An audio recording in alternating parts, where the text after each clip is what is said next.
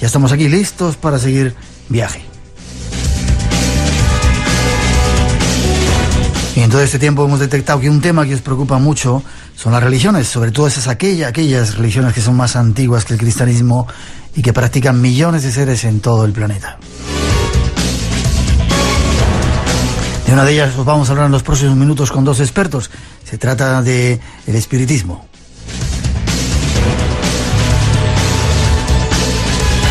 Marta Abedo y Paulino Hernández nos lo ofrecen y esos son los temas que queremos tocar esta noche.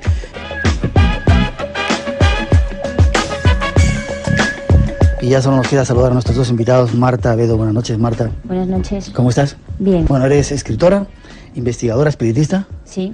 Y además eres santera. Además. ¿Y además de santera algo más? Soy palera también. Palera también. ¿Por qué te metiste en todo esto? Se miran, no sé si eso se puede decir. Luego preguntamos al otro invitado que tenemos por qué ha mirado así. ¿Desde cuándo te metiste en este mundo? ¿Cómo descubriste tu mundo espiritual? Esto empieza por el tema del espíritu. O sea, lo de ser santera y palera pues viene después.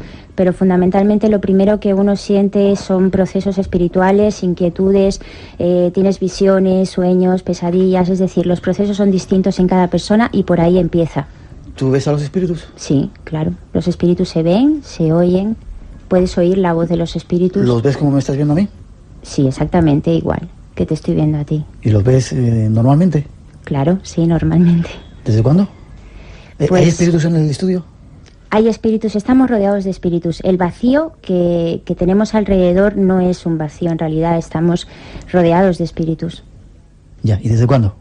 Desde siempre, no sé. ¿Desde pequeñita veías algo? Siempre se ven cosas, tienes visiones y lo que pasa es que al principio no sabes distinguir muy bien qué es lo que te pasa, ¿no? Hasta que empiezas a canalizar y te das cuenta de que esos son espíritus y son seres, ¿no? Hasta que empiezas a distinguir eso. Ya.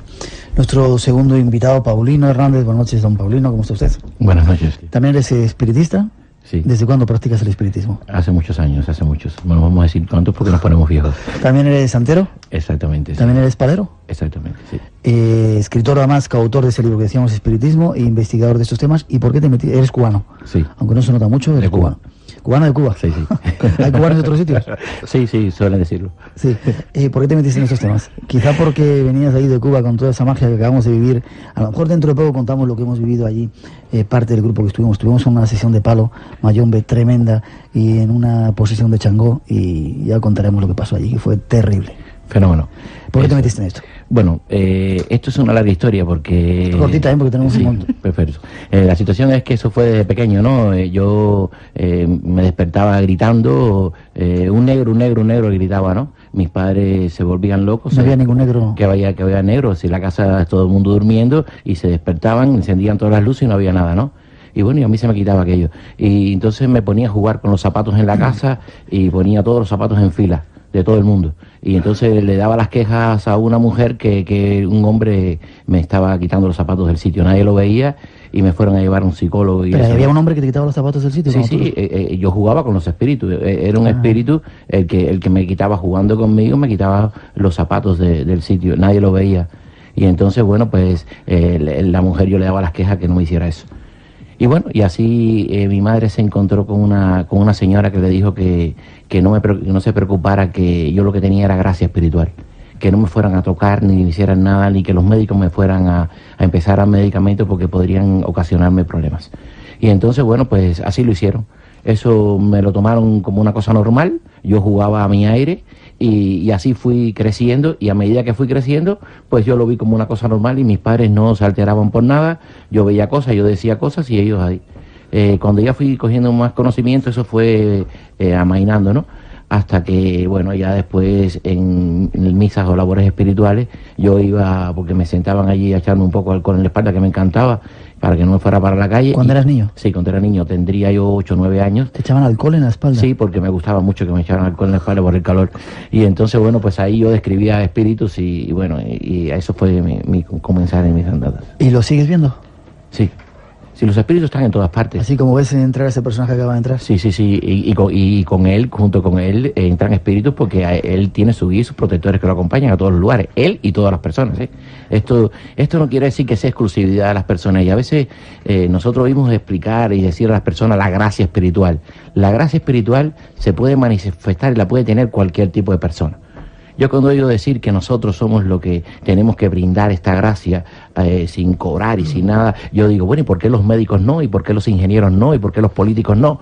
Todos llegamos a hacer algo por los espíritus que nos acompañan, y si cogemos a cada una de las personas y le analizamos el cuadro espiritual, podemos ver las inclinaciones que pueden tener. Esta noche vamos a intentar, junto a nuestros dos invitados, conocer esos espíritus que nos acompañan. Te lo aseguro que todos tenemos espíritus, claro, todos tenemos guías y protectores. Como no, si desde la concepción, cuando empieza la concepción en el óvulo, ya ahí empieza a actuar el periespíritu. Ya. Bueno, pues esta noche vamos a intentar averiguar cómo son y la forma de contactar con esos espíritus, y vamos ya de lleno a entrar en tema después de esa primera introducción que ofrecen nuestros compañeros.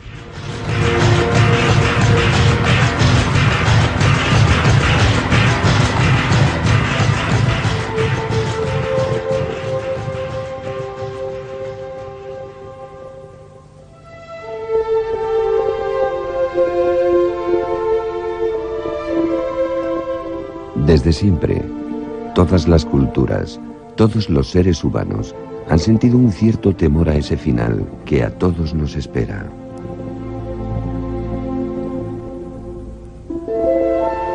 Un final que para muchos representa un nuevo amanecer, una nueva posibilidad de seguir existiendo. Por ese temor, por ese miedo, surgieron a lo largo de la historia muchas de las religiones, muchas de las actuales filosofías. Y a pesar de estar inmersos en el futuro, en pleno siglo XXI, aún nos queda mucho por comprender para alejar ese temor irracional que nos acompaña. ¿Existe vida después de esta? ¿A dónde vamos tras esta existencia? ¿Existen los espíritus? ¿Es posible comunicarnos con ellos? Nuestros invitados nos ayudan a encontrar respuestas.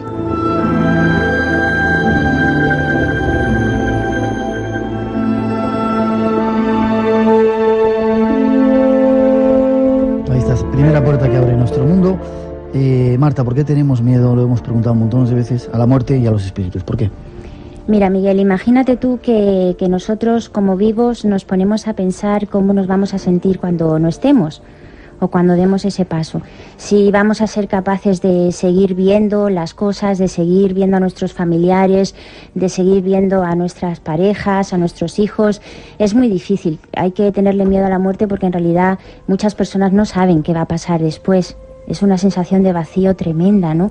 Por mucho que te pones a pensar, la mente no te abarca a comprender ese tránsito. Ya, pero ¿no será porque no nos han educado para entender que hay algo más allá y que no es tan trágico y que, por supuesto, que es como nacer aquí? Si muchas personas supieran que en realidad lo único que pasa es que pasamos a formar parte de otra dimensión en la cual vamos a seguir pudiendo comunicarnos con las personas que queremos y participando de alguna manera en este mismo mundo, depende de la elevación que tengamos, pues no sentiríamos tanto miedo seguramente. ¿Eso es una creencia o hay pruebas científicas, entre comillas, por decir algo de ello? Es decir, ¿hay alguien que demuestre que seguimos viviendo después de esta vida? Ya sabes que científicas, bueno, pero es una cosa que se puede demostrar con mediums. Es decir, tú te reúnes con una serie de personas y tú, por ejemplo, poniendo como centro a alguien, como tú bien has dicho, pues a cualquier persona, tú puedes, por ejemplo, comprobar, pasando un medium y pasando otro a otra sala, que se describen espíritus a esa persona que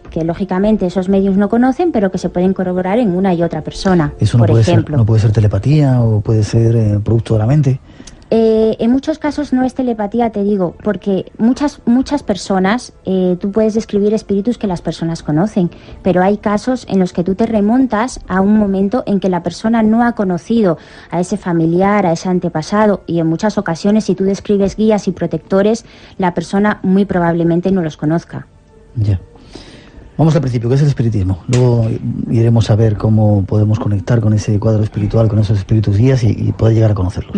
Fundamentalmente el espíritu es una doctrina que cree en la vida después de la muerte, ¿no? Y en la posibilidad de que eso, de comunicarnos con esos seres que han desencarnado, ¿no? Cuando surge como doctrina, ¿es una religión o filosofía? Es una doctrina, sí, es una doctrina. No es una religión porque el espiritismo engloba muchas culturas y muchas religiones precisamente porque son espíritus. Espíritus puede haber hindúes, puede haber musulmanes, puede haber católicos, no creyentes, puede haber toda clase de espíritus, por lo tanto engloba a un sinfín de culturas y por eso no es una religión, es decir, está abierto a toda la persona. Paulino, puedes intervenir cuando quieras, ¿eh? No, yo espero que... A mí me gusta escuchar a Marta cuando explica todas estas cosas, ¿eh? ¿Dónde hay un momento en el que surja el espiritismo, un momento histórico quizá, donde surja el espiritismo?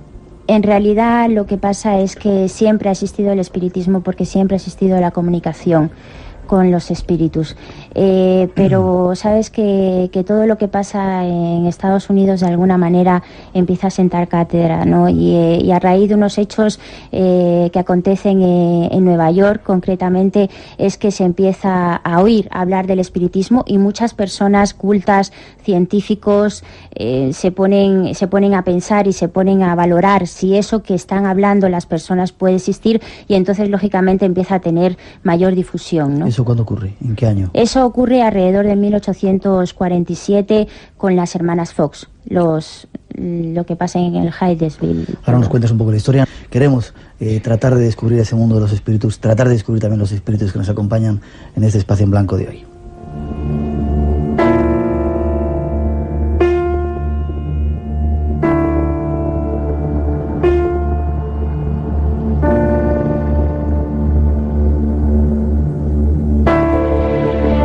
Paulino quiere contarnos la historia, nos la cuentas ahora. ¿Qué pasaba con las hermanas Fox? ¿Quiénes eran? Esto es una familia que alquila una casa, ¿no? En un pueblecillo y las hermanas Fox, que eran pequeñas en aquella época, tendrían 13 años aproximadamente, pues se empiezan a sentir en la casa pues ruidos, movimientos de lámparas, etcétera, y entonces empiezan a comprobar un código, ¿no? Las niñas empiezan a entrar en una especie de comunicación con esos golpes que en un principio no saben de dónde provienen y ellas hacen unas preguntas y que los golpes esos contesten de una forma determinada esas preguntas y crean un código de comunicación con eso.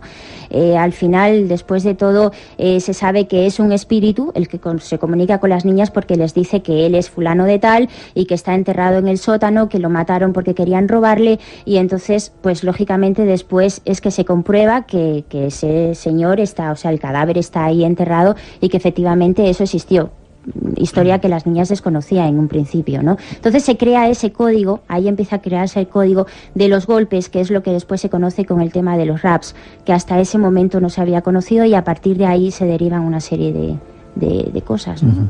Anteriormente decías, Paulino, que había habido algo más también en Inglaterra, sí, en Gran Bretaña. En los años 90 y pico, unos 1890 y pico. 1990 y pico, recientemente, unos científicos cogieron a un grupo de videntes y lo llevaron a un sitio donde ellos tenían preparado y hicieron diferentes pruebas de espiritismo. Eso salió publicado, que no podían decir de que había ningún tipo de fraude. Y pudieron comprobar de que lo que describían era verdad. Es decir, que los espíritus existen. Los espíritus existen y han existido siempre. Lo que ocurrió, y lo que estaba contando Marta, fue que hubo una época en la cual hubo un vacío muy grande en la atención a los espíritus. Y entonces los espíritus tenían que comunicarse de alguna forma y fue cuando empezaron a manifestarse de diferentes formas y ahí fue donde surgió lo que dice Marta de los Rap. Hay quien dice que en este momento está resurgiendo, en este último siglo, el siglo pasado, estaba resurgiendo el mundo del espiritismo porque estamos cerca a algo muy importante que va a ocurrir y los espíritus tienen como necesidad de comunicarse, ¿es cierto? Porque los espíritus siempre han tenido necesidad de comunicarse, lo que pasa es que hemos ignorado esto porque nos han inculcado temores para controlarnos, temores al juicio final que va a pasar, entonces nos tienen ahí pillado toda la vida porque ¿qué nos va a pasar en el juicio final? Entonces, que si el infierno, que si el cielo, todo eso no existe. Lo que existe es un mundo, otra dimensión. Pasamos a otra dimensión y entonces es más fácil controlarnos por un miedo. Que si nos dicen que vamos a pasar a otra dimensión, que nos vamos a poder seguir comunicando y que vamos a poder tener a todos aquellos aquí que de otra forma y los vamos a poder seguir ayudando. Ya.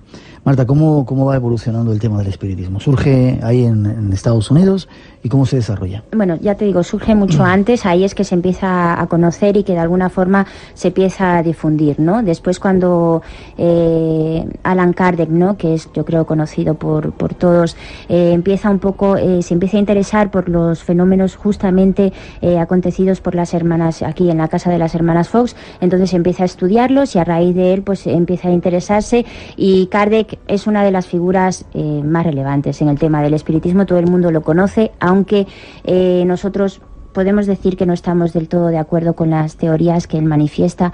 En primer lugar, habla de estamos hablando de una época, de esos años, ¿no?, en la que hay unos criterios muy cerrados de la religión católica. Entonces este señor habla fundamentalmente, por ejemplo, de un ángel de la guarda, que el ángel de la guarda es otra cosa. Quiero decir que nosotros tenemos guía y protectores, pero ángel de la guarda no. Él considera que es un ángel de la guarda, considera el tema de la reencarnación. Nosotros no lo consideramos de esa forma. No, nosotros no consideramos eso. Nosotros formamos parte de una cadena evolutiva. Ya te digo, nosotros en la concepción, cuando nosotros nacemos, con el primer aliento, con la respiración, es que los guías y los protectores empiezan a acoplarse con nosotros. Entonces, eso es un cordón evolutivo. Nosotros formamos parte de ese cordón y cuando morimos seguimos formando parte y así se van añadiendo esos espíritus a otra persona. Pero no es el mismo espíritu, sino seríamos... o sea, el concepto de ellos es que de repente hubo unas almas, o sea, en el mundo hubo un montón de almas y esas almas han sido las mismas una y otra y otra y otra vez y no se han renovado. Nosotros no creemos en ese concepto fundamentalmente porque nosotros vemos los espíritus y es imposible, por ejemplo, que si un abuelo, ¿no?, se reencarna en un nieto y tú cuando ves a ese nieto muere, tú eres capaz de seguir viendo el espíritu del nieto. En caso de que fuera el mismo espíritu, eso no sería capaz, no serías capaz de verlo en evidencia, ¿no? Y por eso la reencarnación no tiene sentido para nosotros. Y como eso, muchas más cosas. Es decir, solamente cree en espíritus elevados, no cree que hay espíritus de bajo astral que puedan tener también una labor de evolución dentro del mundo espiritual. Entonces, pues... Bueno, vamos sí, a... Sí. Sí, y es curioso porque es que ellos nombran siempre a la figura de Jesús y se basan siempre en que es una cosa más bien encajada a lo que es hacia la Iglesia Católica, ¿no?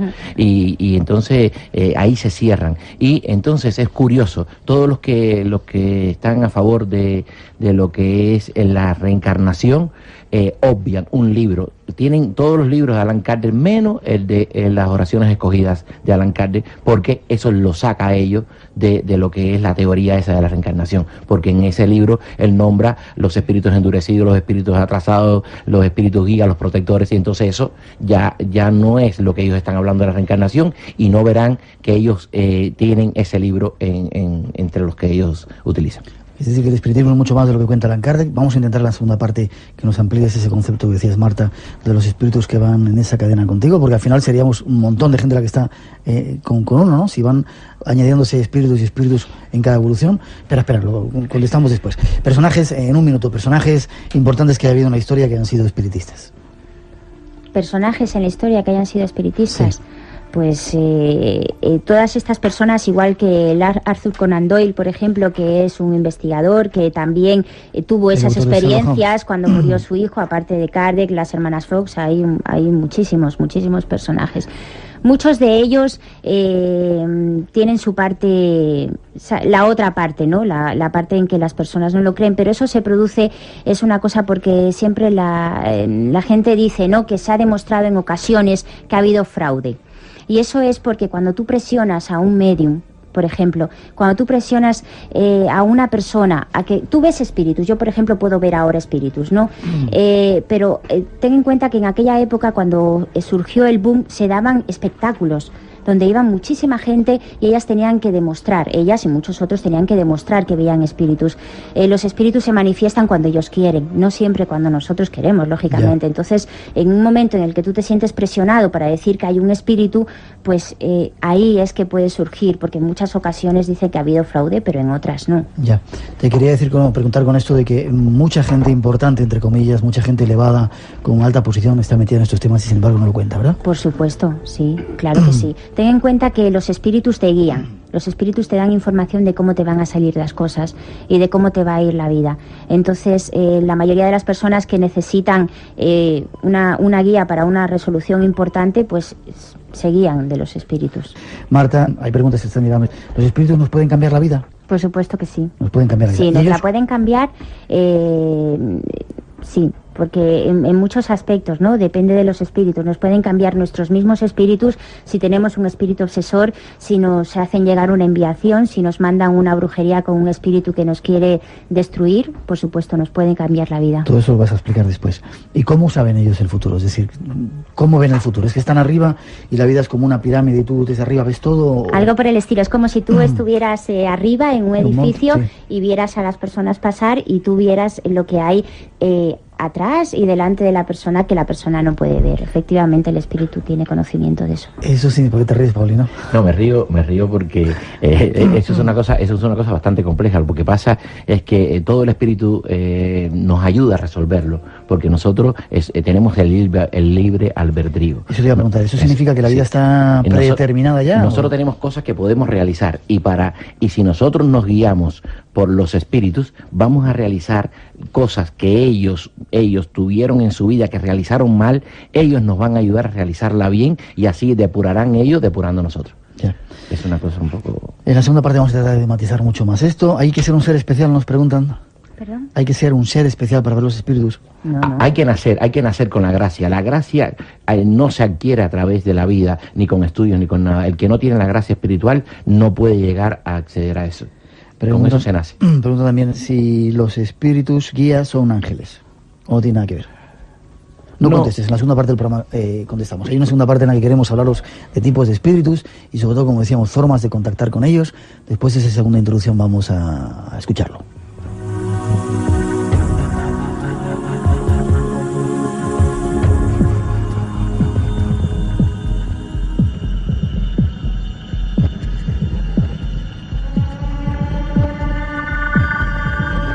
A veces basta tan solo un vaso de agua pura, limpia, para abrir la puerta a esas otras entidades que habitan en esas dimensiones desconocidas.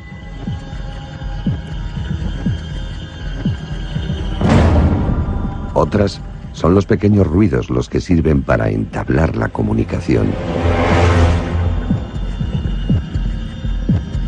Cualquier cosa ha servido al ser humano para intentar establecer contacto, para intentar encontrar respuestas.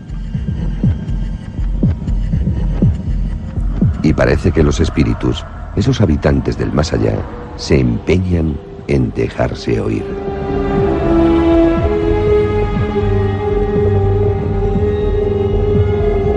Hablar de algunos sistemas de comunicación con el más allá será nuestro propósito. Y atentos, quizá esta noche logremos alcanzar ese contacto. Nuestros invitados nos ayudan.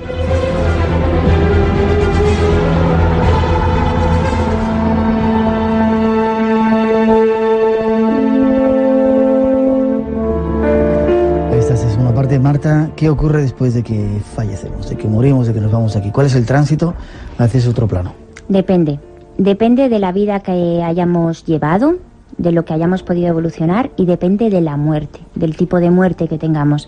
No es lo mismo morir en un accidente, tener una muerte trágica que tú no te imaginas, vas por la M30 de repente, un coche por detrás, hace zas, te mueres y de repente no sabes dónde estás, no sabes qué ha pasado, y entonces el espíritu es mucho más difícil en ese caso, por ejemplo, que se adapte a esa nueva dimensión, que en caso de una persona que esté preparada o que ya esté esperando la muerte de alguna manera en una enfermedad larga. Depende de esas dos cosas, ¿eh? Ya. ¿Uno muere cuando tiene que morir o puede morir fortuitamente? Es decir, no siempre. Ese es el caso, por ejemplo, que decíamos que los espíritus nos pueden cambiar la vida. Es decir, yo te mando, una persona hace una obra o te manda un obra espíritu. Es magia, brujería. Exacto, una brujería, te manda un espíritu de bajo astral para que te perjudique, para que te vayan mal las cosas e incluso te puede llegar a producir la muerte. Entonces, en ese caso, si no llegas a tiempo para que te lo quiten, pues lógicamente acabaría con tu vida antes de lo que tú naturalmente tendrías que haber vivido. Es decir, que hay espíritus que te pueden llegar a hacer daño, mucho daño. Mucho daño, sí. Bueno, sigue con ese tránsito, con el paso hacia esos otros lugares. Bueno, pues eso, dependiendo de eso, fundamentalmente el espíritu se queda muy apegado a la tierra, produciendo mucho malestar entre sus familiares, no sé, por hacer referencia a la película Ghost, por ejemplo, que es algo muy cercano que muchas personas han visto, es justo como pasa en esa película.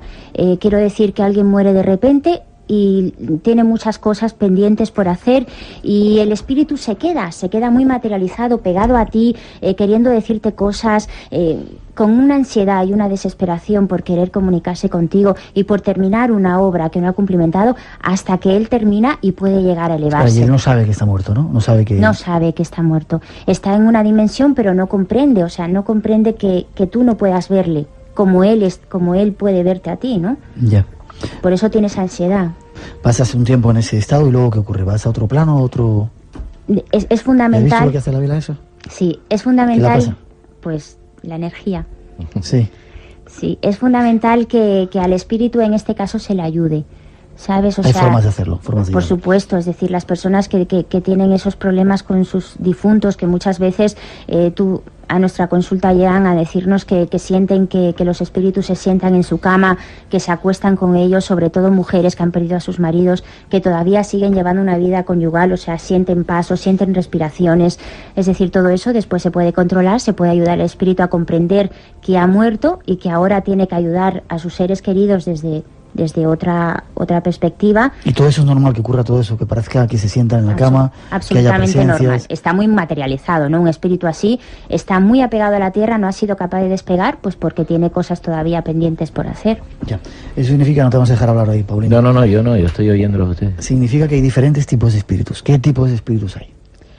Hay desde los muy malos, hasta los elevados. Hay muchas clases de muy espíritus. Malo significa que tienen poco Son comisiones.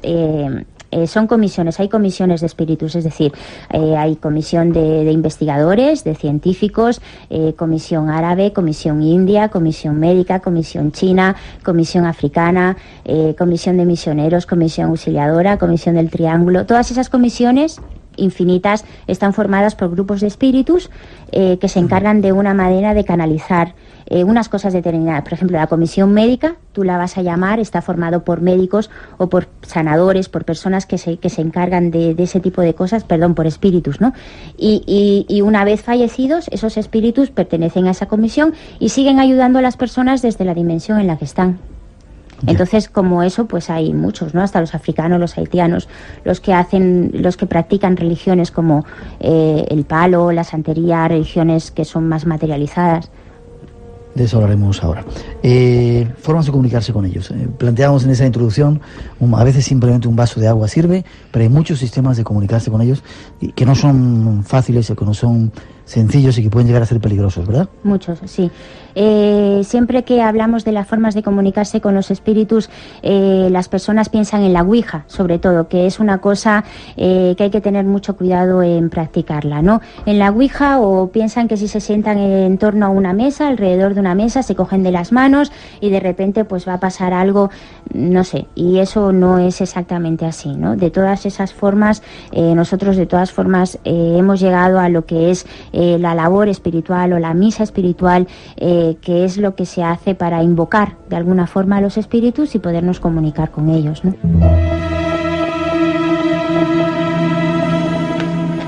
Seguimos adelante. Hay un montón de preguntas que están llegando. Luego queremos que nos expliques más esas formas de comunicar. Paulino, puedes hablar cuando quieras. Nos preguntan si los espíritus son superiores o seres inferiores. Es decir, si son seres de bondad o de maldad. Los espíritus son tal cual somos nosotros. Si hay una persona que tiene maldad, pues va a tener maldad. Si hay una persona que es un intelectual, que es un médico, eso va a ser igual, va a tener el mismo sentimiento. No cambia, sigue siendo el mismo. Pregunto también si las entidades que algunas personas dicen ver en Canarias, por ejemplo, y que afirman que son de la hermandad blanca, que tienen que ver con espíritus, o esto es otro tipo de entidades. Todo tiene que ser espíritu, porque si las ven y no existen realmente, tienen que ser espíritu. ¿Sí? Sí. Pueden ser de un tipo de hermandad, un tipo de religión que existió, que a lo mejor llevaban esa forma de vestir, y pueden ser perfectamente espíritus. Nos preguntan también si no es malo, entre comillas, de dejarse guiar por los espíritus, y dicen, ¿cómo podemos saber si alguien nos dice la verdad con el contacto de los espíritus o a los pobres mortales que no tenemos una capacidad de percepción? Es decir, a lo mejor te estás dejando guiar por un espíritu que ha entrado. Hay muchos casos que han ocurrido en la Ouija y que de repente es un bajo astral y que te está engañando y tú crees que te está diciendo cosas buenas y al final acabas en el manicomio. ¿Cómo podemos discernir o diferenciar uno de otro? Claro, ahí por eso que lo que cuando Marta estaba haciendo alusión a eso, tenemos que tener un cuidado enorme con eso. Porque para practicar espiritismo siempre se debe hacer con personas que de verdad tengan gracia espiritual y que tengan mediunidad espiritual y tengan la evidencia para que ellos puedan dar fe de la comunicación o el espíritu que se está comunicando. Porque si no, se corre el riesgo de las personas que están alrededor de la Ouija o alrededor de la mesa que estén haciendo espiritismo, el que tenga gracia se puede llevar una energía de un espíritu negativo, un espíritu que tenga energía negativa, y entonces esa persona empieza a tener problemas que al final termina en un psiquiatra, que es donde lo llevan, porque le trae grandes trastornos. Hay que tener mucho cuidado y nosotros alertamos a todas las personas que no hagan espiritismo siempre que no tengan una persona que de verdad tenga conocimiento y les pueda asesorar sobre el espíritu con que se están comunicando. Vamos a apuntar al final formas de defendernos de los espíritus y formas de llamarlos, ¿os parece?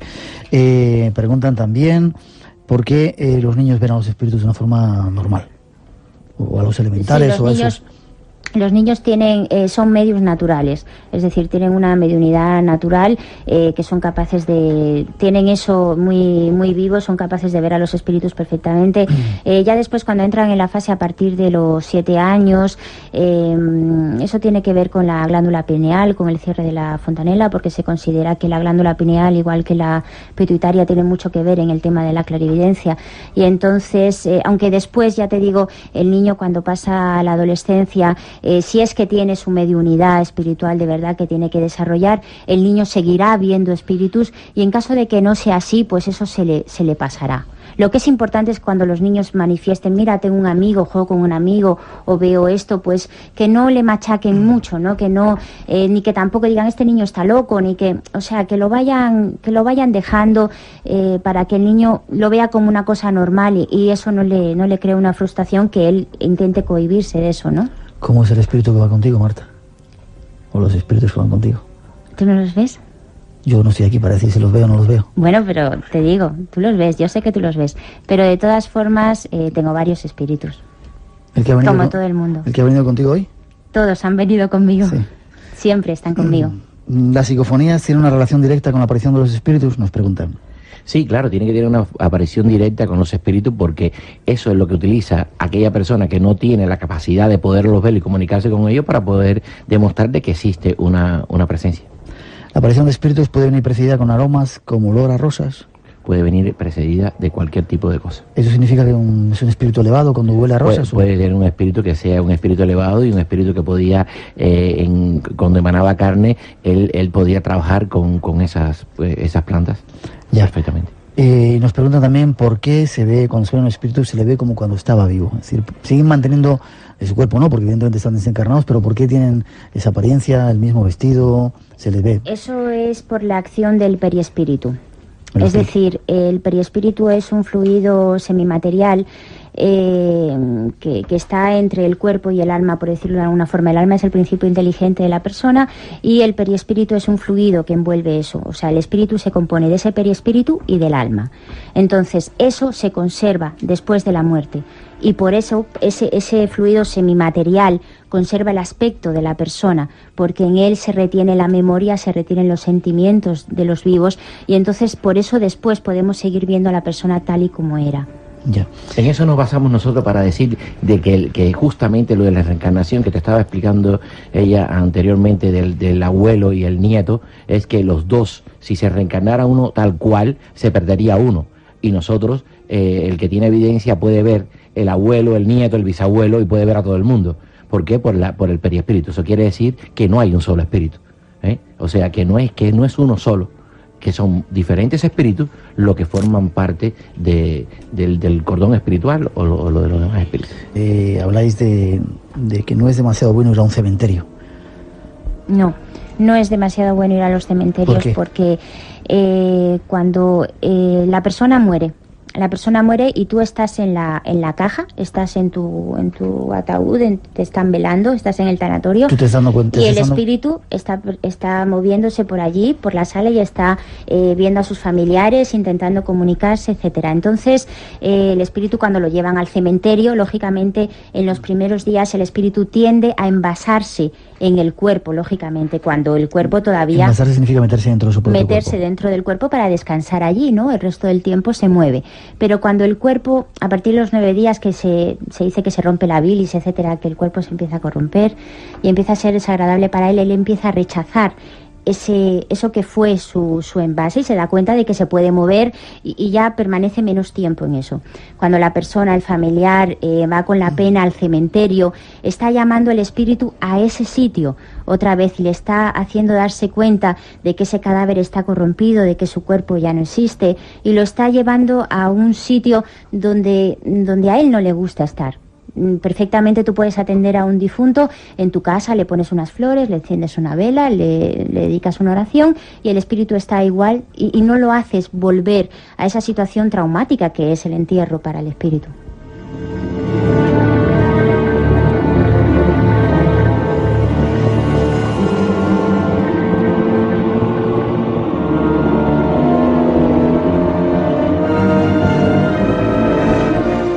También decís formas de trabajar con la gente que ha fallecido, lo vamos a contar dentro de un momento, pero hay maneras de trabajar con los espíritus. Es decir, has hablado antes de Palo Mayombe, una serie de sistemas de trabajo en el que acabamos de venir de Cuba de verlo, donde hay una ganga, donde hay un caldero y donde dicen que hay un muerto, y se trabaja con espíritus. ¿Eso se puede hacer? Sí. Si tú puedes convencer, atrapar, capturar a un espíritu para que trabaje para ti, por ti. Sí, primero tienes que tener la ceremonia, si quieres comentarlo. Sí, mira, por breve si puede ser, ¿eh? Sí, brevísimo.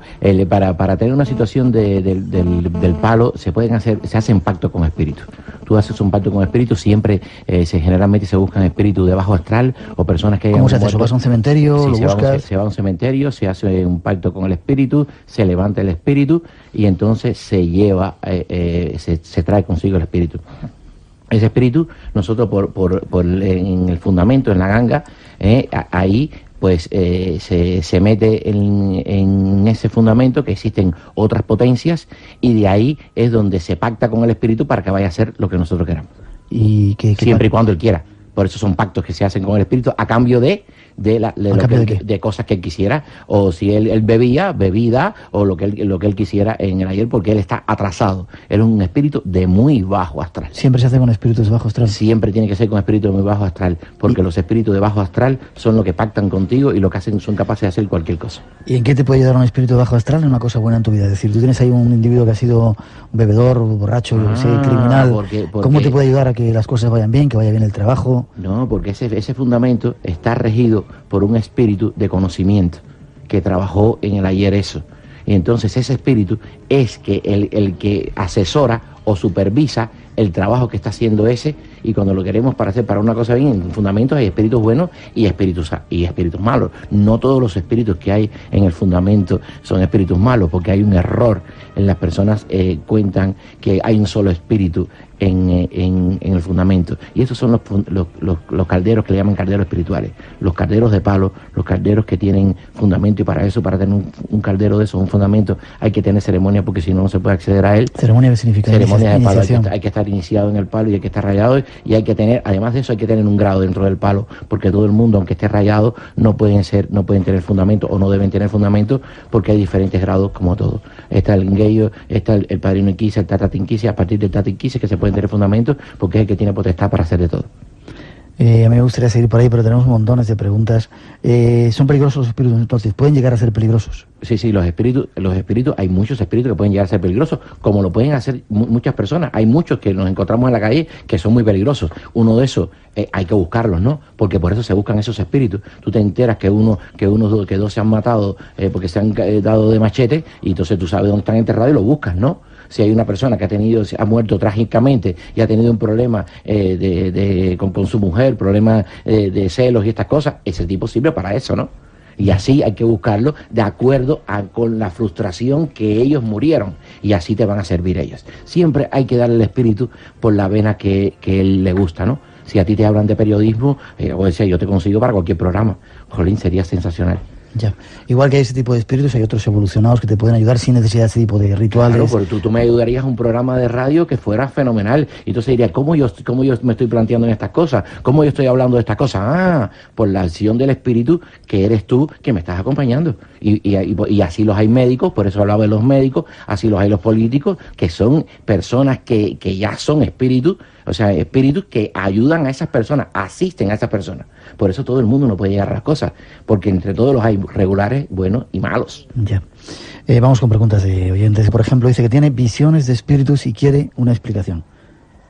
Pues Pues tiene mediunidad espiritual, tiene gracia espiritual. mediunidad clarividencia, es decir, es una persona que tiene vista, o vista doble como se llama, y que es capaz de percibir la acción de los espíritus a través de la evidencia. ¿Qué puede hacer?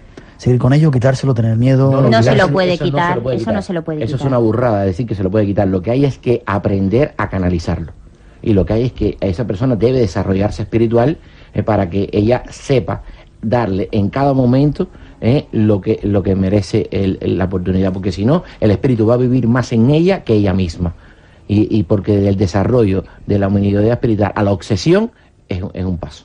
¿Un espíritu te puede poseer? Es decir, ¿puede un espíritu venir y meterse en tu cuerpo, poseerte, Sí, cómo no. y cambiarte la personalidad y como pasaba en El Exorcista, ¿Cómo no? llegar a hacerte tantos años? ¿Sí? Sí. ¿Sí? Sí. ¿De verdad? Sí, de verdad, porque ahí hay que tener mucho cuidado, porque esos son espíritus que tienen potencia, que tienen poder, ¿entiendes? Y para que cuando un espíritu te llega a hacer daño, es que es más fuerte que los espíritus que te acompañan, o sea, de tus guías y de tu guía y tus protectores. Afortunadamente hay espíritus protectores que impiden que eso ocurra normalmente, ¿no? Normalmente no tenemos esos problemas, Vale. no tenemos por qué tenerlo hasta que alguien no se lo propone.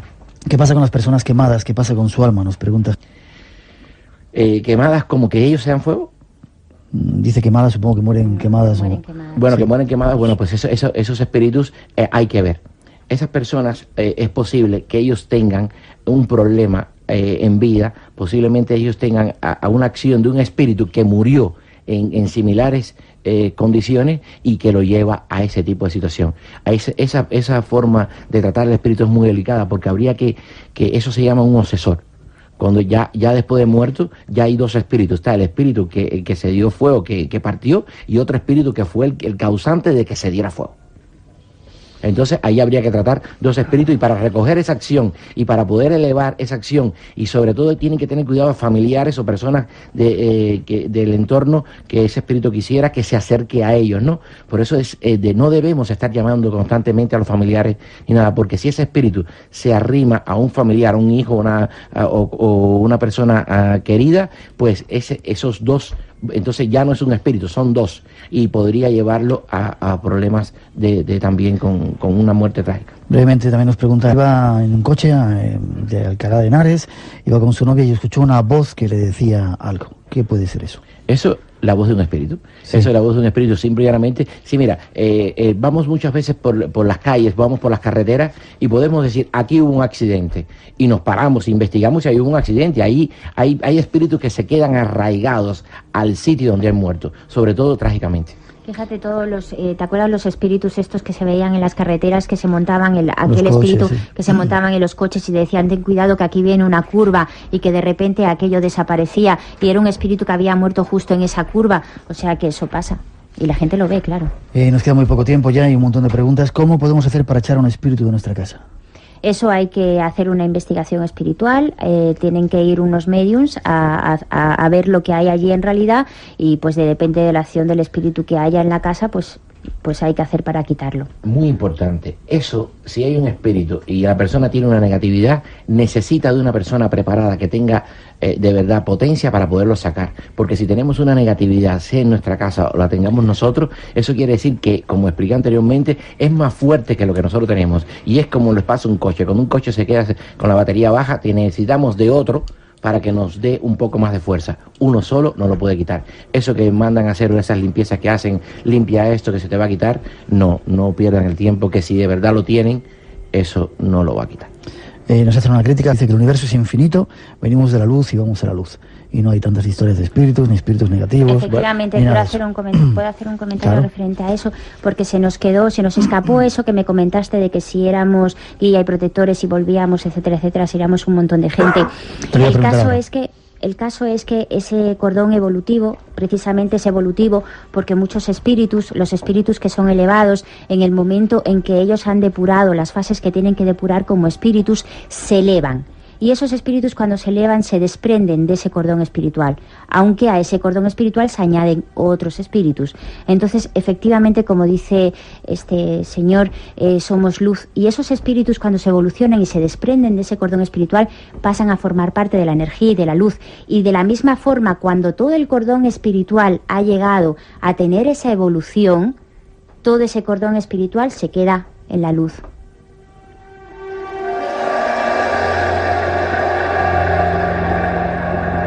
Marta, vosotros hacéis, Marta Paulino, trabajos espirituales. ¿Bóvedas espirituales, llamáis? Sí, misas espirituales, y trabajamos en la misa espiritual a través de una bóveda espiritual. ¿Cómo son? ¿Qué es eso? ¿Una bóveda? ¿Y qué es una misa? Muy brevemente, porque nos vamos.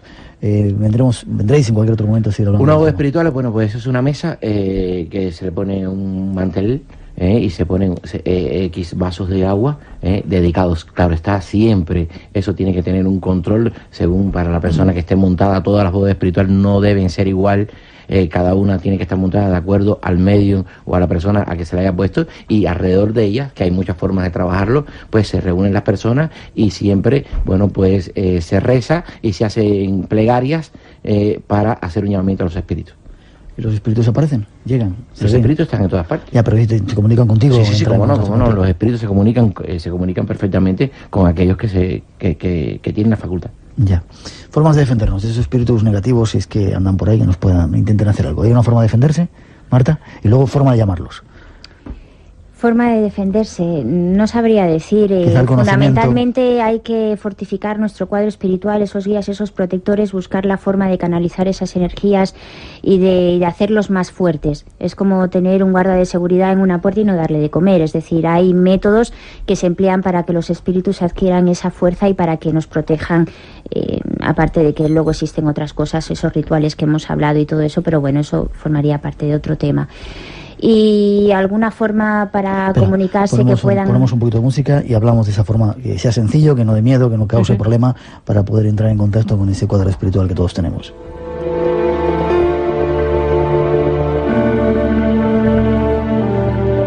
¿Cómo lo hacemos? Bueno, nada, eso simple y llanamente, bueno, se puede poner un vaso de agua y ese vaso de agua se hace un llamamiento a guía y protectores de la persona. Mi guía, mis protectores, todos los espíritus que me acompañan, se ponen en una vela, se enciende una vela blanca y entonces la persona se pone a rezar y hacer un llamamiento, como las oraciones, por ejemplo, oraciones para los medios. Hay varias oraciones que son para la misa espiritual, las cuales les aparecen también... En vuestro libro tenéis unas cuantas. En nuestro libro, ¿no? En nuestro libro aparece la forma completa de elaborar espiritual, como se hace en América, una de las formas que se utiliza, la más utilizada. ¿Y qué puede pasar? Una vez que has puesto ese vaso de agua... Si la persona tiene la facultad, va a poder percibir las cosas de los espíritus, los mensajes que traigan los espíritus, o va a poder ver a los espíritus. Todas las mediunidades no son iguales, Hay diferentes tipos de mediunidad. Hay la auditiva, hay la mental, hay la de trance, en fin, hay muchos tipos de mediunidad espiritual. Quizás ese sea otro capítulo. Se han quedado montones de preguntas en el tintero. Gracias, Paulino. Gracias, Marta. Nos vemos pronto. Marchaos si queréis, os lleváis todos los espíritus que tenéis, nos dejáis... Con los vuestros. No, y nos dejamos los vuestros, ¿no? Sí, dejar los nuestros y os lleváis todos los demás. Gracias por haber estado con nosotros. Gracias, igualmente.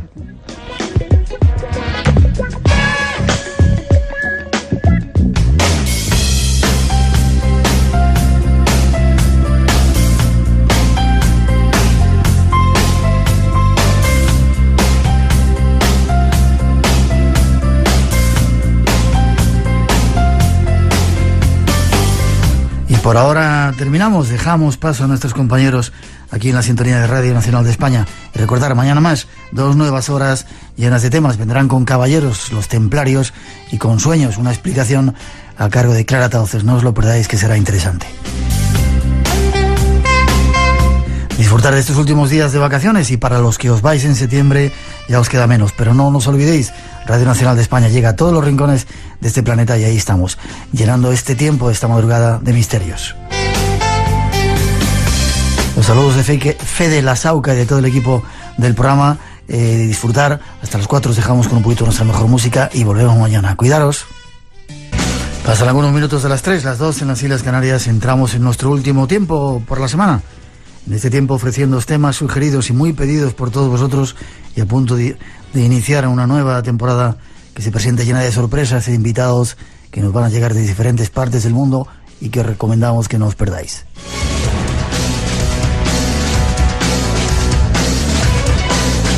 Pero para todo ello os necesitamos, queremos que sigáis ahí ayudándonos a llenar este tiempo.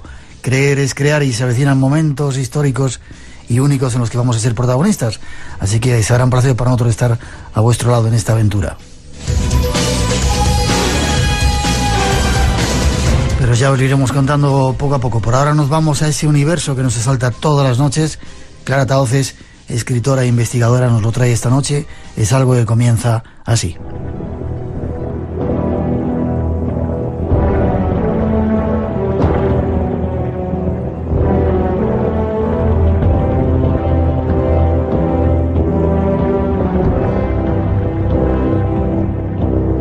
Esta noche os invitamos a viajar por un mundo fascinante. Se trata de un universo que todos visitamos. Y a pesar de las constantes visitas, es un lugar desconocido, misterioso, lleno de claves y de respuestas.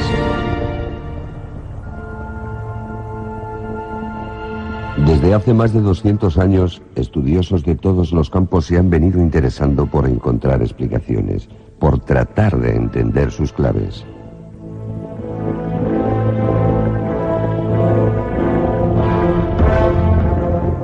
Se trata del mundo de los sueños, el universo onírico.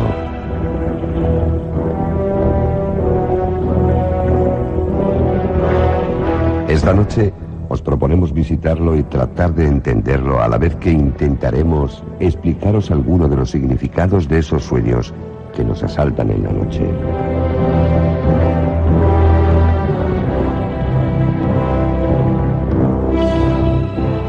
Lo haremos en compañía de nuestra primera invitada, Clara Tahoces, escritora e investigadora. El viaje que os proponemos esta noche, en principio, marcharnos hasta el universo de los sueños. Nuestra invitada nos puede dar alguna clave de lo que significan. ¿Cómo estás, Clara? Muy bien, buenas noches, Miguel. Buenas noches a todos. ¿Qué tal, estás bien? Pues muy bien. Decir que, bueno, compañera de antiguas etapas del espacio en blanco, pero escritora. ¿Y por qué, Clara, tú te metiste? Sé que te interesaba mucho la escritura y otra serie de cosas, pero ¿por qué el mundo de los sueños? Bueno, quizás por un tema personal, ¿no? ¿En tu familia había gente que tenía sueños raros? Efectivamente, desde siempre pues ha habido una especie de tradición familiar en cuanto a los sueños, que ya venía con mis dos abuelas, por parte materna y paterna, mi madre, y después también en cierta medida pues estos sueños me han afectado a mí también. A veces para bien, otras para mal, casi siempre para mal. Eso era un tema que me inquietaba y me preocupa, aparte de que creo que a todos de alguna forma nos preocupa el tema del sueño, porque todos soñamos, ¿no? Pero sí que tengo que decir que las experiencias vividas en ese aspecto pues fueron un poco determinantes a la hora de hacer este diccionario. ¿Hace mucho que no tienes sueños de ese tipo, premonitorios? No, con cierta frecuencia. Sí, se siguen, hombre, quizás están un poco más difuminados, ¿no? Este tipo de sueños ahora tienen un carácter más práctico, pero sí que todavía de vez en cuando tengo algunos sueños inquietantes, por así decirlo. ¿Nos cuentas alguno brevemente?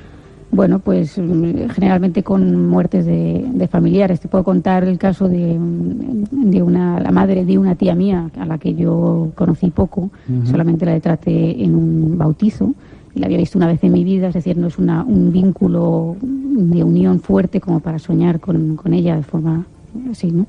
Y pues un día soñé que llamaba por teléfono a mi casa y preguntaba por mi madre, y mi madre se ponía el teléfono, yo se lo daba y mi madre ponía una cara de preocupación y decía que tenía una noticia triste que darnos, que sobre todo se la tenía que dar a mi abuela, que se iba a llevar un disgusto. Yo comenté este sueño al día siguiente, pero vamos, como podía no haberlo comentado, en casa, y bueno, más que nada como curioso, precisamente porque nunca había soñado con ella, y en el sueño ella me recordaba: soy fulanita, la madre de la tía tal, o sea, es decir, yo ni siquiera sabía recordar quién era, y lo comenté en la hora de la comida, y por la tarde ella murió de una forma totalmente inesperada, sin estar enferma y sin nada. Ya, ocurrió un día antes. Sí, fue la noche anterior. Qué curioso. ¿Y se han dado casos a veces de que alguien que ha fallecido no en sueños. Llama por teléfono a la familia para avisarle y estando... Hombre, casos de... ¿Te refieres de alguien ya que fallece y fuera del mundo onírico? Sí. Hombre, sí, incluso, no solo en casos de que llaman por teléfono. Te puedo contar un caso, que este caso me lo ha referido un testigo de primera mano y cuenta cómo desapareció su tío y durante una semana no sabían absolutamente nada de él y un día por la noche llamó a la puerta el tío y abrió su madre, o sea, su hermana, y le dijo, pasa, que ¿dónde has estado? ¿Qué te sucede? ¿Qué ocurre? Él no contestó nada, no dijo nada, se limitó a decir te quiero, desapareció y al día siguiente lo encontraron muerto en un gran parque de aquí de Madrid y llevaba muerto varios días.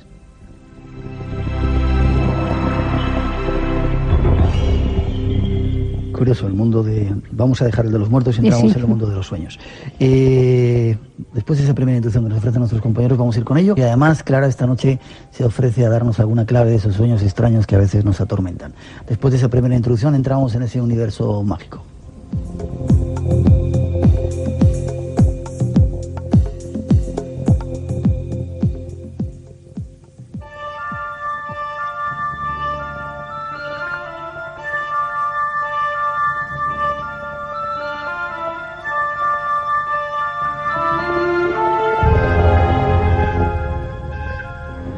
Justo en el momento en el que cerramos los ojos, comienza el viaje más apasionante y desconocido que el ser humano pueda desarrollar.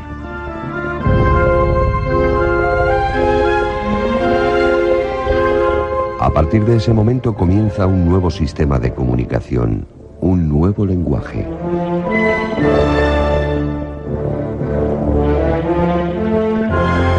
Nuestra propia mente habla con esa otra parte inconsciente de nuestro ser, mandándole mensajes claros para la comprensión del mundo en el que nos encontramos.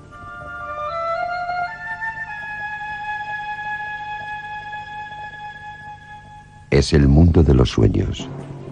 Pero, ¿qué son los sueños? ¿Por qué soñamos? ¿Lo hacemos todos? ¿Ocurre todas las noches?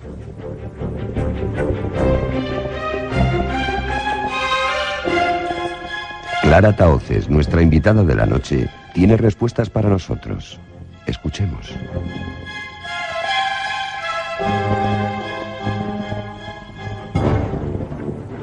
Clara, ¿qué es eso? ¿Qué son los sueños? Quizá empezar por ahí, explicando eso. Bueno, pues quizás hay que decir que la definición son ambiguas en general, las definiciones sobre sueños. No hay, pese a que estamos en pleno siglo XXI y que se supone que sabemos muchísimo sobre el cerebro, pues sobre los sueños continuamos teniendo lagunas importantes y se sigue investigando, pero ahí hay muchas cosas que aclarar, ¿no? Yo diría que sueño es cualquier actividad cerebral que se produce una vez que perdemos la conciencia. O sea, básicamente sería eso. Sé que es un poco así, pero es que todo lo que hay una serie de cosas, por ejemplo, de mitos relacionados con los sueños, que podemos hablar más adelante, que distinguen entre lo que es sueño y lo que no es sueño. Yo creo que en el momento en que pierdes un poco la conciencia, todo lo que surja, ese banco de datos que se libera, son los sueños. Muy importante soñar. ¿Soñamos todas las noches? Sí, es muy importante soñar y efectivamente soñamos todas las noches. Aunque no nos acordemos de ello. Aunque no lo recordemos, aunque creamos que no hemos soñado nunca, aunque no jamás tengamos un recuerdo vivido de un sueño, pero todas las noches se produce. Y esto es algo que se sabe casi por casualidad y no hace mucho tiempo. En 1953 se estaba realizando un experimento en una importante universidad norteamericana, en Chicago, y resulta que el experimento era con bebés. Entonces, este experimento era para controlar el sueño de los bebés, simplemente. Y uno de los que estaba como becario, no estaba ni siquiera participando en el proyecto de forma activa, se dio cuenta de un detalle, ¿no? Y es que los bebés, cuando estaban aparentemente dormidos, algunos, en algún momento, todos, ejecutaban un movimiento de los ojos de una forma como el párpado cerrado y el ojo moviéndose por dentro, lo que se ha llamado movimiento rápido de los ojos. Entonces, esto llamó la atención y se realizaron una serie de experimentos ya con adultos para ver si todos hacíamos ese movimiento a través de un encefalograma que hace que los impulsos eléctricos del cerebro se amplíen de forma contundente y podamos ver qué es exactamente lo que se produce, y se llegó a la conclusión de que todos absolutamente en algún momento de la noche realizamos este movimiento. ¿Y por qué no nos acordamos de ellos? ¿Tú te acuerdas de ellos no todos los días? Yo casi siempre me acuerdo de ellos. Hay temporadas en las que no, pues a lo mejor por estrés o porque saltas de la cama, que ese es el problema que tenemos, ¿no? Normalmente salimos escopetados de las camas para ir a trabajar y no tenemos tiempo en pensar qué es lo que hemos soñado, salvo que el sueño nos haya impactado sobremanera, ¿no? Sí es verdad que hay personas que no tienen recuerdos de haber soñado nunca. Estas personas sueñan, lo que pasa es que el propio inconsciente ejerce una censura importante en sus vidas. Son personas que a lo mejor no desean plantearse cuestiones, a veces son deseos reprimidos y otras veces traumas de la infancia. Como el inconsciente es un campo, digamos, que no podemos controlar y no podemos decir voy a acordarme de esto o de esto no me quiero acordar, pues ejerce una censura. A veces es una censura en forma de símbolo, es decir, nosotros podemos tener un problema sexual, por ejemplo, y soñar con serpientes, es decir, no nos está manifestando claramente cuál es nuestro problema, pero si indagamos un poco hay unos símbolos universales que nos van a dar la clave. Y entonces es una forma de censura, pero es una censura parcial. Y cuando la censura, digamos que nosotros de alguna forma nuestra represión es grande, cuanto más nos reprimimos, menos soñamos. Esta es un poco la pauta. Cuanto más nos reprimimos, menos soñamos. Exactamente. Curioso. Y es cierto que los alemanes hicieron una serie de experimentos en la que cuando ya se daban cuenta que los prisioneros estaban a punto de soñar o los despertaban como una forma de tortura. Es decir, si no soñamos podemos llegar a enloquecer. Sí, incluso yo diría que a morir. Hay un caso que se difundió en 1859 por la Semi-Monthly Medical News, que son las noticias médicas que hacían en aquel entonces, un caso ocurrido en China, de un reo que había sido condenado a muerte por asesinar a su esposa y la pena de muerte se iba a ejecutar y se iba a cumplir a través de privación de sueño. Entonces había 3 guardias, se turnaban cada 8 horas para despertarle justo en el momento en que veían que precisamente podía estar dormido, ¿no? Podía estar empezando a soñar. Y el resultado fue que en el 18º día él pidió que por favor lo asesinaran, lo descuartizaran, lo arrancaran la piel, hicieran lo que quisieran, pero que lo mataran. Pues no lo mataran así, mejor dicho. Y al final, al día siguiente murió. Qué curioso. ¿Cómo funciona, cómo se desarrollan los sueños? Hay diferentes tipos de sueños a lo largo de una noche, ¿verdad? Sí, efectivamente hay diferentes etapas que se han podido estudiar precisamente por lo que hemos comentado antes del electroencefalograma, que de alguna manera nos están definiendo cómo son los periodos de sueño y cómo se producen, cuánto duran, es decir, está todo eso bastante estructurado, ¿no?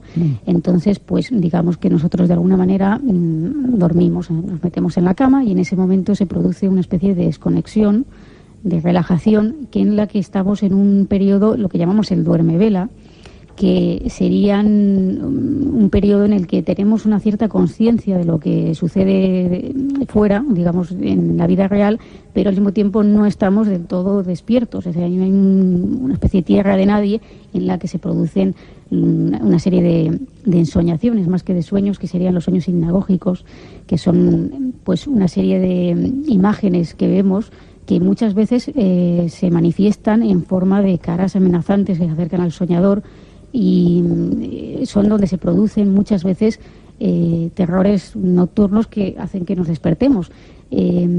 Casi siempre este tipo de experiencias, cuando no se tiene una experiencia propia de decir pues esto se trata de este tipo de sueño, la gente lo asocia con experiencias paranormales y entonces tú indagas, hablas con las personas, te cuentan su experiencia y te dicen sí, estaba yo en un duerme-vela. Es muy posible que cuando estabas en ese duerme-vela esas experiencias no hayan sido reales, sino que es producto de esa parte de los sueños.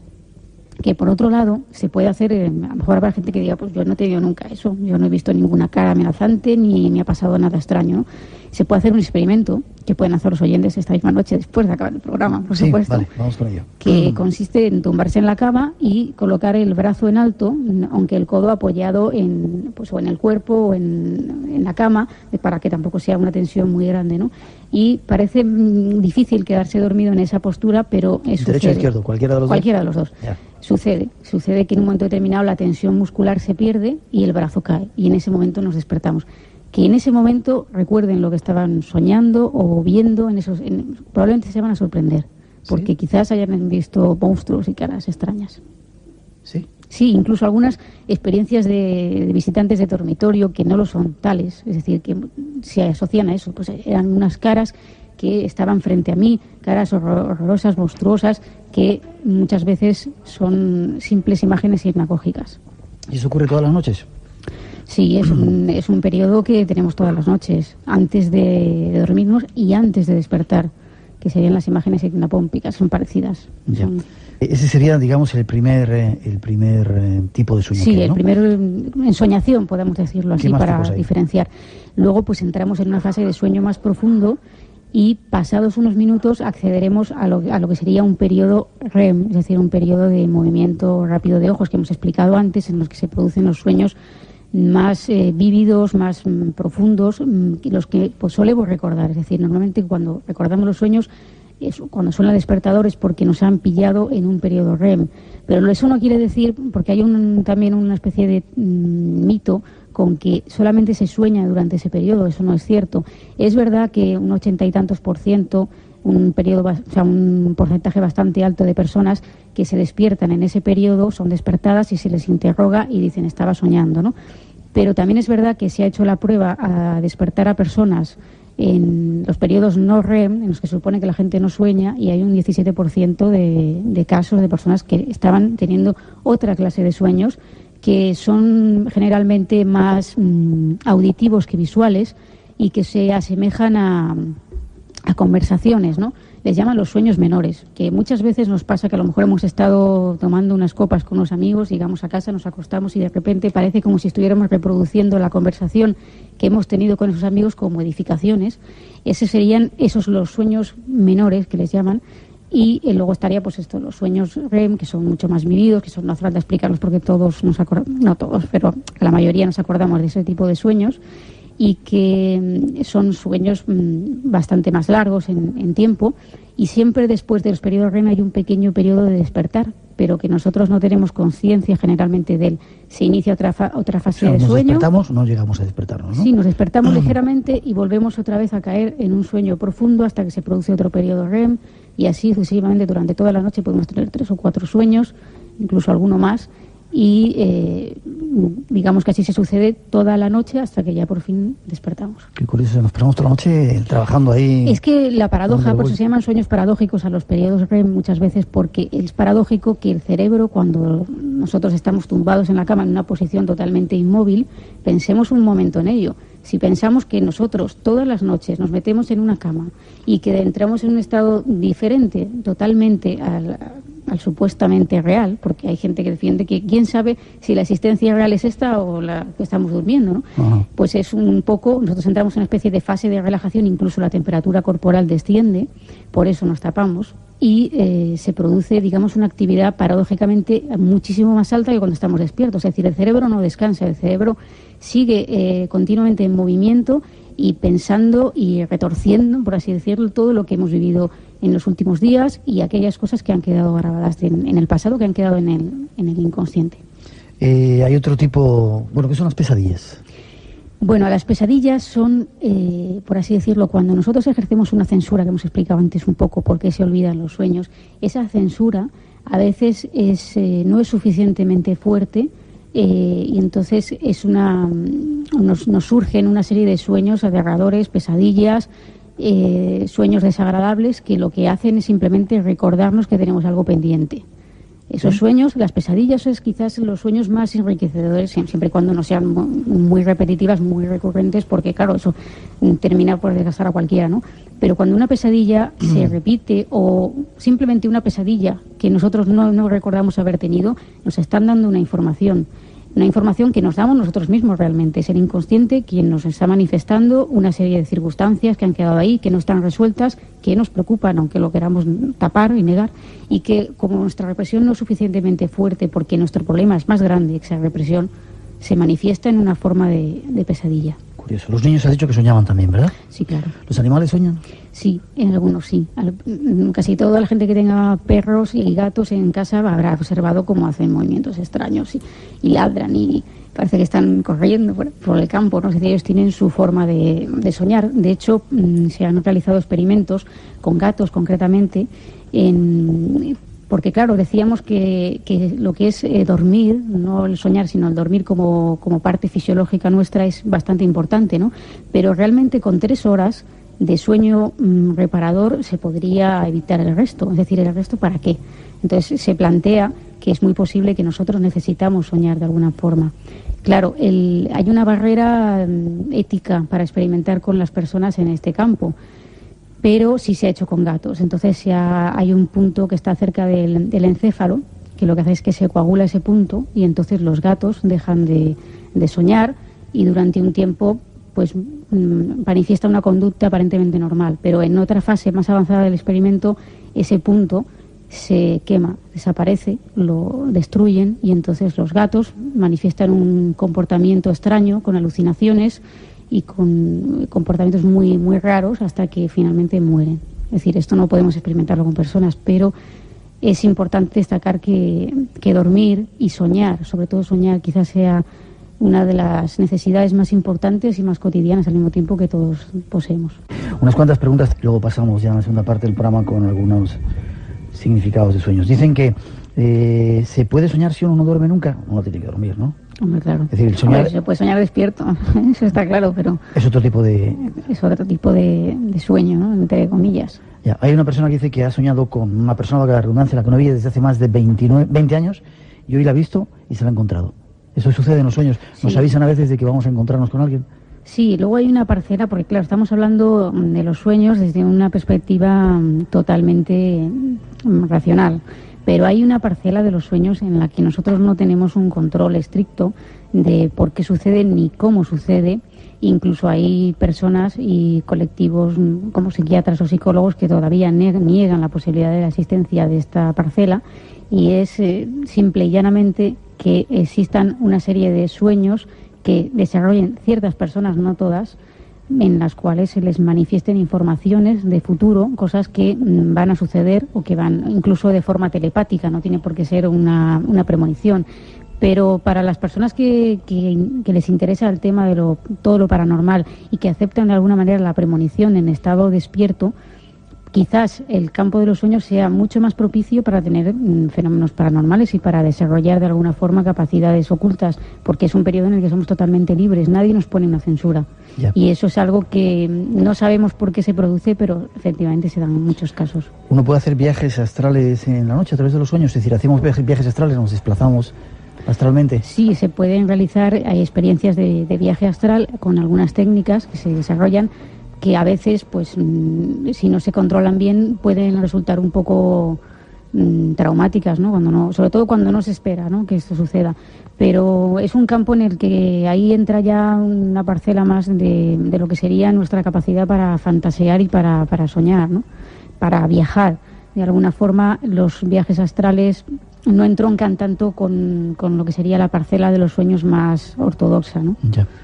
Nos preguntan también cómo diferenciar un sueño normal de un sueño premonitorio. ¿Hay alguna clave? Pues no, la única clave es que suceda. Y no en todos los casos que sucede ese sueño tiene una explicación paranormal, también hay que decirlo, porque muchas veces se confunden, porque hay veces que los casos son muy parecidos. Se me ocurre ahora mismo el caso de una mujer que soñaba de alguna forma que el balcón de su casa se desprendía y se caía y se mataba. Y después de soñar esto 2 o 3 veces, se asomó al balcón y dijo, a ver qué pasa aquí, ¿no? Y se dio cuenta de que había una grieta en el balcón, una grieta que ella de forma inconsciente había percibido, es decir, el inconsciente es mucho más listo que el consciente y toma nota absolutamente de todo, aunque no lo recordemos de forma consciente. Ella había anotado ese dato y había hecho la conjetura de que quizás en el sueño pues era una posibilidad que sucediera eso, ¿no?, que se desprendiera el balcón. Es decir, ese sueño aparentemente podría decirse que es premonitorio, si nos lo cuentan, ¿no?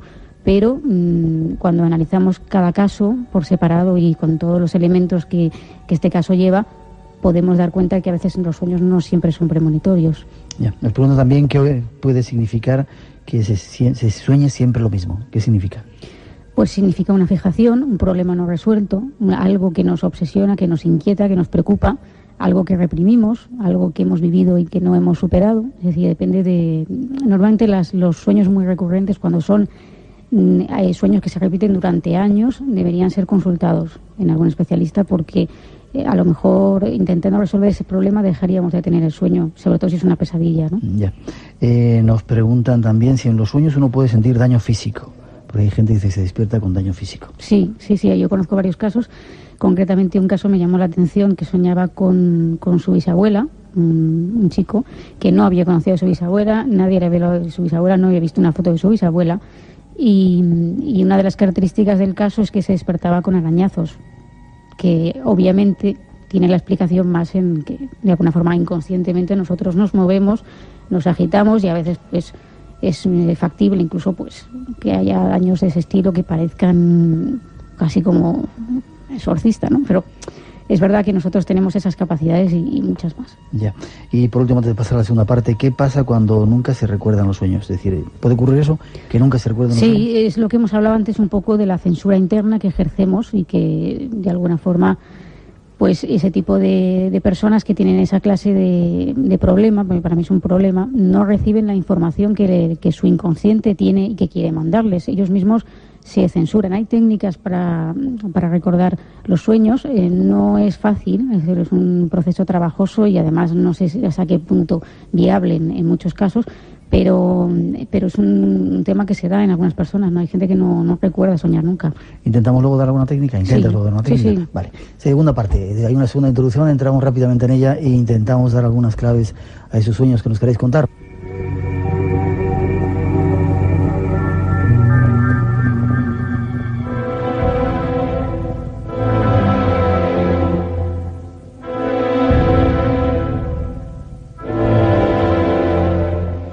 ¿Qué significa soñar con manzanas, ascensores, cofres o teléfonos?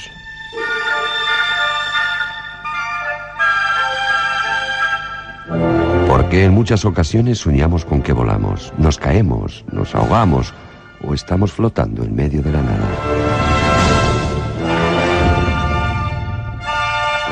¿Por qué nos olvidamos de la mayoría de los sueños que tenemos? ¿Se puede hacer algo para recordarlos y, lo que es aún mejor, por entenderlos?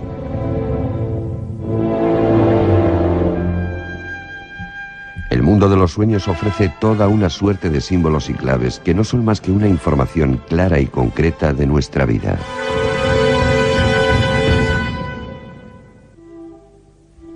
En los próximos minutos intentaremos acceder a ella tratando de aprender y comprender algunas de sus claves. Nuestra invitada nos ayuda.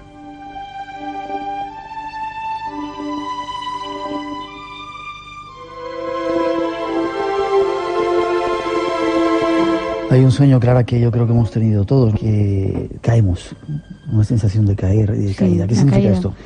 Bueno, puede deberse a una causa fisiológica en este caso. A veces se producen bajadas de tensión y en ese momento da la casualidad que estamos dormidos. Entonces, esa sensación de caer, de ese que te despiertas casi de un sobresalto, tiene que ver bastante con eso. Sí. ¿Qué significa que nos persiga un toro, que nos quiera cornear un toro en los sueños? Bueno, el toro es un símbolo sexual, básicamente, y es un símbolo que nos depende de la circunstancia. Generalmente los animales salvajes, aquellos animales que no podemos manejar, que no podemos controlar, no sabemos cuáles son sus reacciones, son impredecibles, nos hablan un poco de los instintos que nosotros tenemos, aquellos que no podemos manejar y que nos da miedo en algún momento determinado que nos traicionen y nos hagan hacer cosas que no deseamos, ¿no? Por ahí puede ir un poco la interpretación de ese sueño. Uno de esos casos de los que hemos hablado, de sueños premonitorios, en los que, por desgracia, pues no podemos hacer nada, no podemos controlar, ni sabemos cuándo se van a producir, ni en qué medida nos van a afectar. Suelen ser casos que dejan una honda huella y generan un malestar, ¿no? Pero no podemos hacer nada, no hay ninguna técnica para no tenerlos. ¿Y no se puede cambiar? Imagínate que te avisan que va a ocurrir algo. Bueno, ha habido muchas. Ha habido casos, sí, en la historia. Por ejemplo, se me ocurre ahora mismo el de Horacio a Caballo, un campeón de los pesos mosca de los años 60, que tenía que realizar un vuelo desde Tokio hasta Argentina, con una escala en San Francisco. Tenía los pasajes perfectamente delimitados, tenía que ir a un combate y tenía reservados para él y para todo el equipo, managers, entrenadores, etcétera. Y él tuvo un sueño en el que el avión estallaba en el aire y dijo: cancela los pasajes y pídelos para 2 días después. Yo no me monto en ese avión, y dio la casualidad, entre comillas, de que el avión que debía tomar a este campeón de los pesos mosca pues estalló en el aire. en 1965. Mucha gente le pasó también en el Titanic, ¿no? Que tuvo Con el sueños. Titanic, incluso gente que llegó a cancelar los pasajes y que está registrado ante notario que 3 días antes en el sueño y con las cancelaciones de los pasajes, etcétera. Curioso. Ahora que hablas de eso, ¿hay en un lugar del mundo un registro de sueños donde la gente puede mandarlos? Sí, hay varios lugares, creo recordar que hay uno en Londres, donde más bien son no solamente sueños, sino sueños de premonición. Es decir, si alguien sueña, pues que, yo qué sé, va a haber un terremoto en Madagascar, pues manda ese sueño, y en realidad es para hacer un control estadístico. También algunas compañías aéreas han realizado estudios en este aspecto, ¿no? De por gente que sueña con catástrofes aéreas y de alguna forma intentar, si es que se puede, yo creo que no se puede, prevenir alguna de estas situaciones, ¿no? Claro, que me ha recordado, y a veces he tenido sueños que van a ocurrir terremotos y al final los terremotos ocurren en el país y en los sitios. Te iba a preguntar, a veces, no sé si has soñado que se te caen los dientes. Sí, es un y sueño una muy sensación tan clara que tienes ganas de levantarte y ir al espejo porque sientes que se te han caído todo. ¿Qué un sueño significa? muy desagradable, por otra parte, y que hay mucha gente que lo ha tenido. ¿Qué significa? Pues básicamente es miedo a perder algo, miedo a pérdidas de situaciones, de personas, de estatus, de infinidad de cosas. Cada persona tiene que valorar por qué se produce esa pérdida, cuál es el momento actual en su vida, qué es lo que le está pasando y ver dónde aplicar eso, ¿no? Pero generalmente es un temor a perder algo, un miedo quizás racional, es decir, algo que se ve cercano, que se puede ver como algo que no es ficticio, ¿no? No significa que vayan a morir familiares, como la gente dice, ¿no? Es una de las tradiciones dentro de la oninomancia, es que si sueñas que se te caen los dientes, te mueres. Pero vamos, eso es una tradición. Ya. La otra interpretación es mucho más, tiene más que ver con el psicoanálisis. Ya. ¿Hay algún sistema para poder controlar o tranquilizar los sueños? Bueno, es difícil, pero lo que sí se puede hacer es que durante el día, o sea, intentar estar lo más relajado posible, no tomar excitantes como lo que estás tomando tú ahora mismo, el café. Estoy tomando té. Ah, bueno, también tiene la teína. Bueno, estoy tomando té, poquito además. El caso es fastidiar. Entonces, pues de alguna forma... Yo no tengo que ir a dormir todavía. Claro, no, tú no puedes dormirte ahora mismo, claro. No puedes. Que además hablar de sueño entra bastante sueño, o sea que no debemos hablar de esto, ¿no? Pero lo cierto es que no se debe tomar excitantes e intentar tomar la vida con más calma siempre que se pueda. Evidentemente no es lo que todos podemos hacer, pero sí es verdad que existen algunas técnicas de relajación o la práctica de algunas disciplinas como el yoga, el tai chi, etcétera, que relajan bastante la mente, la inhiben incluso en ese momento, que por ejemplo el tai chi es un ejercicio magnífico porque te mantiene totalmente centrada en lo que estás haciendo y no te preocupas de otras cosas que te inquietan. Entonces es una forma buena de llegar relajados al sueño, ¿no? Porque efectivamente sí que afecta. Nosotros soñamos que nos peleamos con alguien que conocemos y al día siguiente nos lo encontramos y parece que al principio no estamos muy por la labor de hablar con esa persona, ¿no?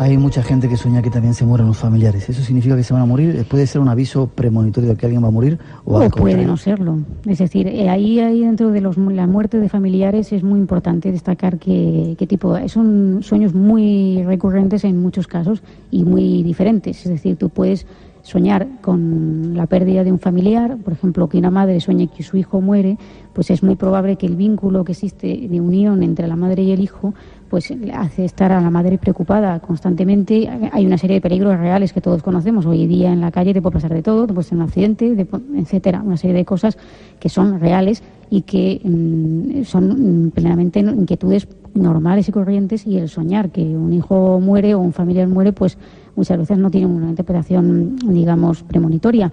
Luego hay casos en los que sí que es interesante que cuando soñamos que alguien muere, hay que ver qué vinculación tenemos con esa persona, porque nosotros podemos soñar que nuestro jefe muere, por ejemplo, y a lo mejor nuestra vinculación con nuestro jefe no es excesivamente buena. Lo que queremos es que nuestro jefe se quite de en medio, no necesariamente por esos métodos tan drásticos, pero sí que nos gustaría tener mayor libertad y podernoslo quitar de encima. Entonces hay que ver un poco el vínculo de unión con la persona que muere en el sueño. O, por ejemplo, si morimos nosotros mismos, sabemos que tenemos que efectuar una transformación, un cambio en nuestra vida, algo que no nos gusta, y de alguna forma estamos manifestándolo en el sueño. Es decir, los sueños con muerte son muy variados, tienen muchas interpretaciones. No es lo mismo soñar que, por ejemplo, con un entierro, que con un velatorio, ni con una persona que ya está muerta y que viene a darnos un mensaje, por ejemplo. Hay muchas variantes, eso habría que estudiar cada caso, pero básicamente, con líneas generales, es lo que podemos decir. Nos queda poco tiempo. Clara, ¿cómo podemos aprovechar el mundo de los sueños? ¿De qué manera? Pues la mejor forma de aprovechar los sueños es anotándolos. Nosotros tenemos... En el libro das una guía, Sí, una especie de ficha. De ficha para los... Que, bueno, pues consiste básicamente en apuntar el día del sueño, dar un nombre al sueño que sea significativo para nosotros acordarnos de la trama, contar el argumento sin más, sin adornos, porque muchas veces nos dan vergüenza los sueños que tenemos y entonces intentamos adornarlo, ¿no? Pero es que yo no soñé que Mengano hacía esto porque yo de Mengano no pienso mal, no. Simplemente anotar el sueño tal cual y luego ya decir qué es lo que ese sueño... Es muy importante las sensaciones que nos provoca, cómo nos sentimos, cómo hemos reaccionado ante algo que nos ha sucedido en ese sueño. Y esas fichas se hacen con varios sueños y luego veremos probablemente que hay muchos sueños coincidentes, si no iguales, muy parecidos en argumento. Hay un caso de un comerciante inglés que soñó en un periodo de 2 meses, le dio por apuntarlos y de repente se dio cuenta que había soñado 17 veces que se quedaba paralítico.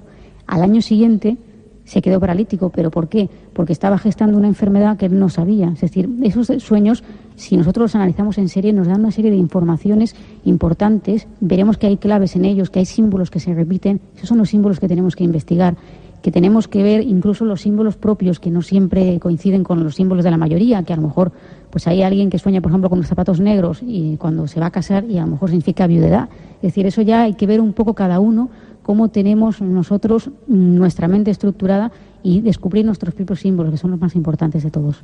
Es decir, preparar una ficha, ir apuntando las sensaciones, el momento en lo que lo hemos soñado. ¿Hay algún momento específico mejor para soñar? Porque hay gente que dice que cuando se acuesta a la siesta recuerda los sueños con más frescura. Bueno, es que eso depende del periodo REM, que o sea, si la persona se despierta en un periodo REM da igual que esté en la siesta, que esté de noche.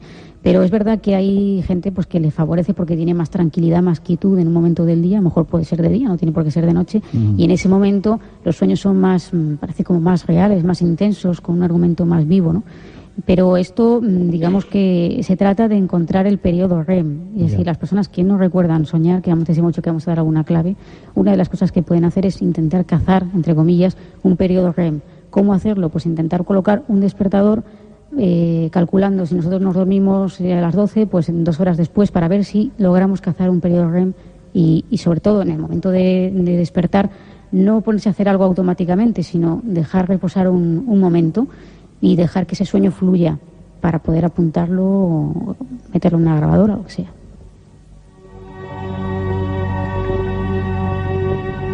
A punto de terminar, 2 consejos para recordar los sueños. Claro, ¿cómo podemos hacer para a partir de ahora, esta noche, cuando termine el programa, pues lo que pueden hacer las personas que no recuerdan los sueños es simplemente al ir a dormir, al estar relajados, plantearse, hacerse una pregunta y una afirmación. Voy a soñar esta noche recordaré mis sueños. Ya se parece una chorrada, pero funciona porque es una orden que tú estás dando al inconsciente para que ese inconsciente trabaje. Luego hay otra que es la de colocar el despertador, intentar colocarlo en 2 horas después de habernos dormido o incluso más tarde para ver si pillamos un periodo REM. Y luego también para aquellas personas que sueñan pero que de alguna forma olvidan los sueños rápidamente, que también es otra forma de censura, es eso, no saltar de la cama, dejar pasar. Si nosotros nos despertamos casualmente y tenemos un vago recuerdo de un sueño, no podemos decir, bueno, ya me acordaré mañana, voy a dormir. No, hay que anotarlo, porque si no se anota, si pasados 10 minutos de tener ese sueño no somos capaces de despertarnos, es decir, seguimos durmiendo, no lo recordaremos. Y es una pena, pues una información valiosa que nos suministramos y que está ahí. Uno puede empalmar, se despierta, está soñando con algo que le gusta y puede volver a engancharse, a empalmar el sueño. Sí, indudablemente. Eso es un poco una forma de controlar los sueños ya en estados de personas que sueñan mucho y que saben un poco la técnica de cómo hacerlo de forma inconsciente, porque muchas veces no tenemos conciencia de cómo llegamos a enlazar el sueño anterior con cómo el argumento continúa, ¿no? Pero sí que las personas que sueñan mucho pueden hacer eso, pueden recuperar un sueño. Y uno puede ya, para terminar, como hacían algunos artistas, entrar en ese mundo fascinante de los sueños, que es otro universo, otra vida, bueno, eso es para un tema fascinante. sacar ideas, sacar cosas que se ven en ese otro plano. Es un tema fascinante y comunicarse con otros seres.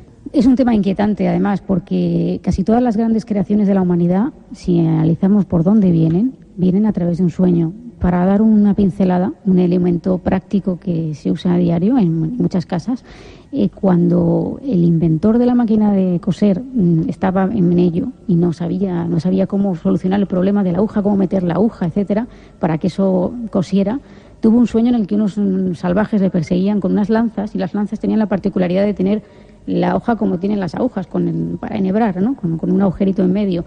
Y eso le dio la clave para colocar la aguja en la máquina de coser. Son cosas a veces parecen más chorras, pero que hay grandes inventos de la humanidad, películas, composiciones poéticas, artísticas, teatrales, literarias, etcétera. Todo en muy buena medida ha surgido de un sueño, y eso es una forma de creación que tiene el ser humano y que yo creo que podemos aprovechar. Eso quiere decir que hay otro mundo ahí esperándonos, en el cual entramos todas las noches y no somos conscientes, con montones de informaciones. Sí, indudablemente es otro mundo totalmente distinto en el que entramos cada noche, aunque yo no estoy muy segura de si el mundo real es aquel y este donde estamos ahora, Miguel, es el sueño. Habría que investigar eso. Habría que verlo.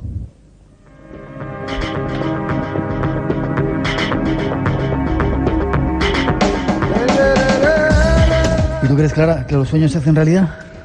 Sí, yo creo que sí. Sobre todo aquellos que se persiguen con mucha fuerza, ¿no? Todo aquello que deseamos con amplitud, y generalmente es algo bueno, algo para un bien, siempre tiene su recompensa. Y esto va no solamente para los sueños, digamos, en periodos oníricos, sino para los sueños despiertos, que también son importantes. Te iba a preguntar qué sueño te gustaría tener, pero te lo dejo ahí. Gracias por tu visita, por abrirnos el mundo mágico de los sueños. Uno controlándolo puede sacar todo ese potencial que hay ahí, ¿no? Toda esa información tremenda, ¿no? Sí, es una fuente de información muy inexplotada, porque se toma muy a ligera el tema de los sueños, pero que es trabajar sobre ello, es hacer pues igual que trabajamos en otras cosas, dedicarnos a nuestros sueños. Ya sabéis lo que se puede hacer, apuntar los sueños, decir esa frase para recordarlos esta noche, para poder saber algunas de las interpretaciones de las claves que hay en los sueños, ¿no?